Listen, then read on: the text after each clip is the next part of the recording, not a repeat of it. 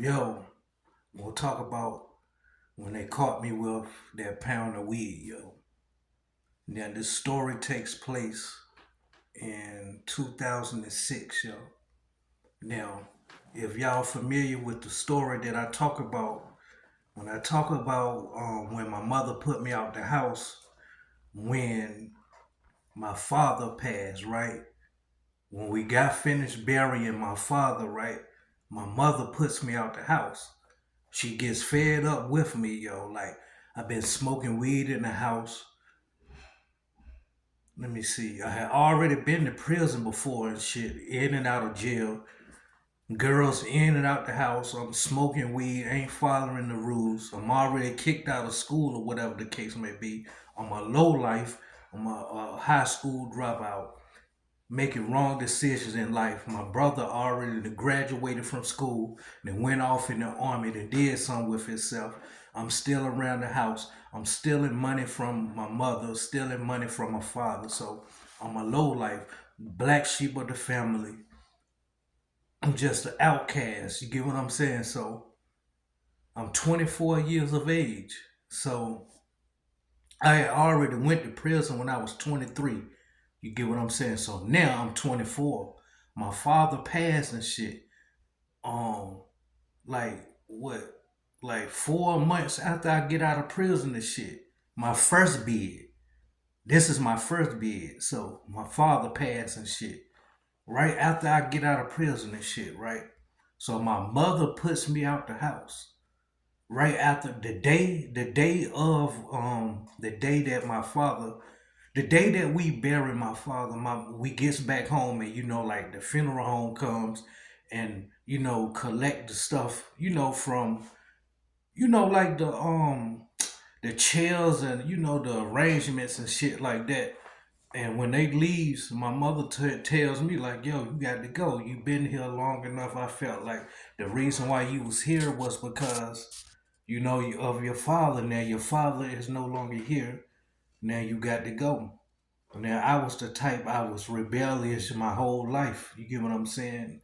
From a little kid to even now. So I normally would have argued back with my parents and stuff, but I didn't argue back with my mother or anything. I grabbed all of my belongings and stuff, everything I own and stuff, put it in a trash bag, and I left.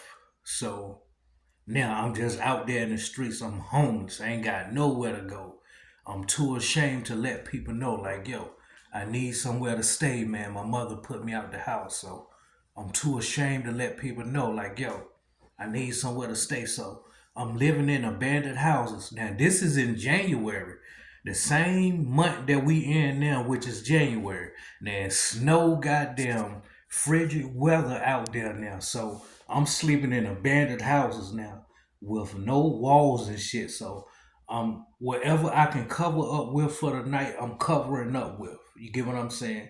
I'm going in these convenience stores now. I ain't never been a thief. Well, let me scratch that because my main source of income was robberies and shit like that. Now I sold drugs and shit, had trap houses and shit like that, but I was a robber. You get what I'm saying? So, but far as like petty, like stealing and thefts and shit like that out of stores, I was never the type to put like boosting and shit like that. But I had to for to eat, put food in my system. So I was going to these convenience stores, putting potted meat and crackers and shit in my pocket just for to eat, have something to eat for the day and shit like that. So fast forward and shit. You get what I'm saying? So fast forward, time went on and shit. You get what I'm saying? One of the homies in the hood that's a little bit more fortunate than all the other homies that does right with his money and shit like that and shit. Seen a brother struggling and shit. He on some shit one day. Like, yo, you see your homie and shit got a crack spot. One of the homies got a crack spot. The nigga ain't giving you an 8 ball, a gram, or nothing to give to you to get on your feet to even let you make money or do anything. So I tell you what, yo, I'm gonna put you in this situation and shit, yo, that you can get on your feet. Just work with me or whatever the case may be. So time went on or whatever the case may be. Do you know the ninja that gets a trap spot, right? Puts the shit in another motherfucker name and shit, right? Told me like, yo, all I had to do was just sit in that motherfucker, work the trap, goddamn, um, make a certain amount, and I get a percentage, and whatever I make, you put shit, I can either goddamn give it to him and goddamn get my own bag, or just put that shit to the side. Y'all know how the game be, or whatever the case may be. So I did so good with that to the point where I ended up getting my own shit. You get what I'm saying? Because I did so well. But long story short, um the trap ended up getting hot. You get what I'm saying? Because of too much traffic. You get what I'm saying? So we had to vacate that trap until another trap spot came available.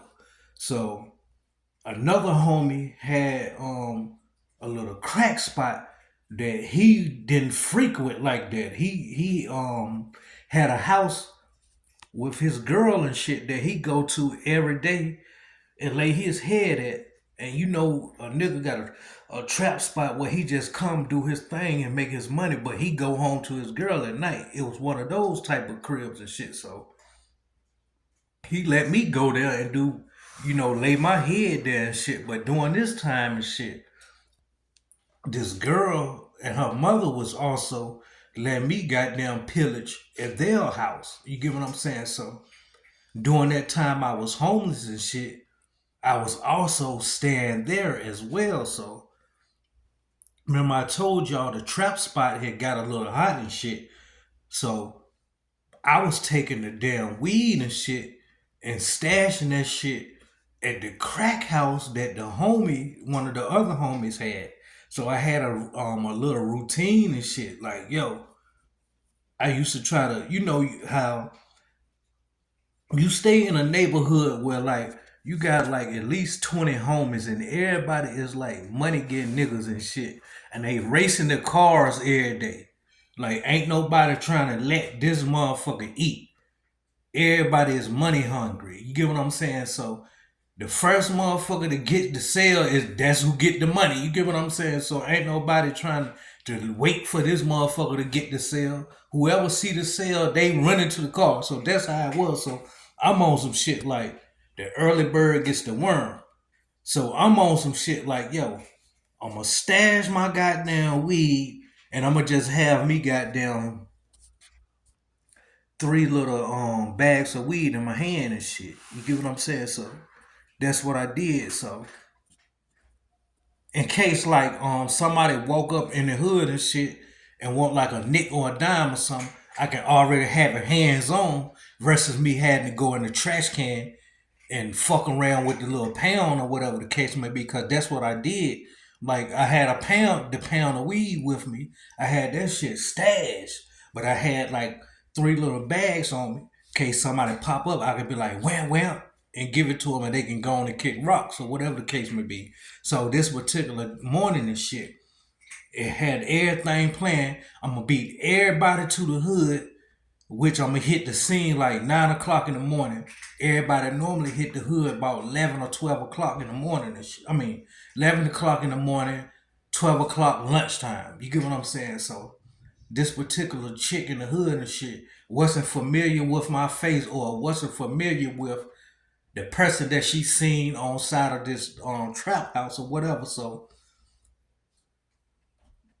she took it upon herself, instead of calling the police, this woman called the narcotics department. You get what I'm saying? So, unbeknownst to me, knowing I'm sitting on side of the house early one morning and shit. Got my pound of weed in the trash can and shit, and got my 3 bags of weed in my hand and shit, just in the hood, early as hell in the morning, just knowing I'm gonna beat everybody to the punch. You get what I'm saying? All the niggas in the hood and shit. to the sales and shit. So I'm just chilling in the hood, got my shades on, just got a lawn chair sitting up under the tree, just chilling. Ain't got. I'm far away from the weed and everything now. Just thinking hindsight, I could have copped out to a simple possession charge instead of copping out to a felony possession charge. Was like, yo, so I'm chilling and shit. All of a sudden, I heard goddamn engine. You know how you hear a car? It's quiet as hell, and then you hear a car pull up and brakes and goddamn tires squeak and shit like that. So I look up, I see goddamn an SUV pull up with tinted windows and shit. All four doors goddamn open up. And I look, I see goddamn vests and goddamn badges and shit.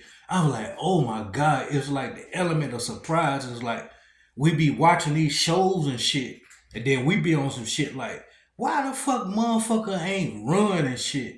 Because you won't dare or in their shoes to, you get what I'm saying? So it was one of those moments like, yo, you stuck. You like, yo, you couldn't run. You get what I'm saying? But like, yo, I couldn't run. So I had the three bags in my hand, balled up. I balled my fists up now when they runs up. So when they runs up, they thinking I got the mother load or something on me because I'm sitting beside a known drug house. You get what I'm saying? And it's an abandoned house. Now I'm behind another drug house that's known to be a drug house. You get what I'm saying? So they knowing and thinking that I'm one of the dudes that's probably under investigation or something. So they thinking, bingo, that's one of the dudes that's under investigation and shit. So they tackled me under the tree and shit. My face was fucked up because I went head first on the driveway and shit. So my face hit some rocks and shit. I'll never forget it. My face was bleeding like hell under my eyes and shit. You get what I'm saying? So they were like, where the drugs at and shit. That's my word on everything. So it took them a while to realize that I had three bags of weed in my hand. I was like, yo, I ain't got nothing but these little bags of weed on me. That's all I got. So look, they fighting to get the weed out of my hand and shit. I'm so goddamn in shock and shit. So I finally opened my hand. I was like, look. So they see the three bags of weed in my hand and shit. They were like, where it at? So they all around the house turn up shit looking, and then they go straight to the goddamn it's like a little light fixture or a cable box or something on side of people's houses and shit. They all around that shit. So it's an abandoned house, remember I said. So it ain't like it's a residence where um the electricity is actually on it. So they open the light fixture up and rambling all through there, seeing what they can find, some plastic and all of that. So they go to the trash can and shit. They lifts the motherfucker up. They going all through the plastic. Bingo, they finds a pound of weed and shit. Oh my god, they open the bag up. They look at the bag of weed that I got, and then they look at the goddamn pound of weed and shit, and then it matched the goddamn same weed that I got in my hand and shit. So they automatically put two and two together and on some shit like, oh bingo, we got some. So they goddamn put two and two together. It was like, yo, this your shit right here. Me thinking hindsight now, yo, I could have got a goddamn lawyer, man, and could have been on some shit. My lawyer could have fought that shit because I was at least 20 feet away from the goddamn weed because I was thinking smart. Even if you found me with three bags of weed, and if you did find that pound of weed, it wasn't no way you can pin that pound of weed on me, even if it was identical. You get what I'm saying? I was far away from the goddamn weed. So it was only right you charged me with simple possession because only thing I was in possession of was three bags of weed. You get what I'm saying? So at the end of the day, possession is 9/10 of the law. So I wasn't in possession of the pound of the weed that y'all found in the trash can. So me thinking hindsight of this shit, man, I pled guilty to that shit, man, not knowing anything, man, because like us as black young men and shit, once you see like, yo, prison and jail time is like not part of like the deal and shit. We take probation and run with that shit. You get what I'm saying? So by time it was time for me to face that shit in court, I already had another trap spot and was booming with another trap spot. I'm talking about I was applying goddamn my town and another town. I had already had another trap spot and booming. You get what I'm saying? So I was supplying my town and another town and at least two towns. You get what I'm saying? So by this time I was goddamn knee deep in with the goddamn trap. You get what I'm saying? So I just pled guilty to you get what I'm saying, felony possession and shit because they had came at me with probation and shit. And do you know I ended up violating probation because I didn't show up to go enlist with my probation officer. And that what led to me going to prison my second time. I would have never seen prison my second trip. Do you know how stupid that is? So that's how the narcotics division caught me up with a pound of weed, yo. At the end of the day, that's why people should know the law. You get what I'm saying? Because do y'all know that felony possession of marijuana is on my record now? You get what I'm saying nowadays? So if I don't know how this weed law is working nowadays for the 2025 era, but if somehow this weed law work out there, maybe that shit will get expunged. But I have a felony weed possession with the intent to sell and manufacture and deliver on my record. If you ever was to pull my record up, just because of that shit, because I pled guilty to that shit, and I was only in possession of the 3 bags of marijuana, 3 dime bags. They didn't find a pound of weed in my possession. That shit was in the trash can. You get what I'm saying? So at the end of the day, man, that's one of my pound stories. So I got more stories dropping, yo. At the end of the day.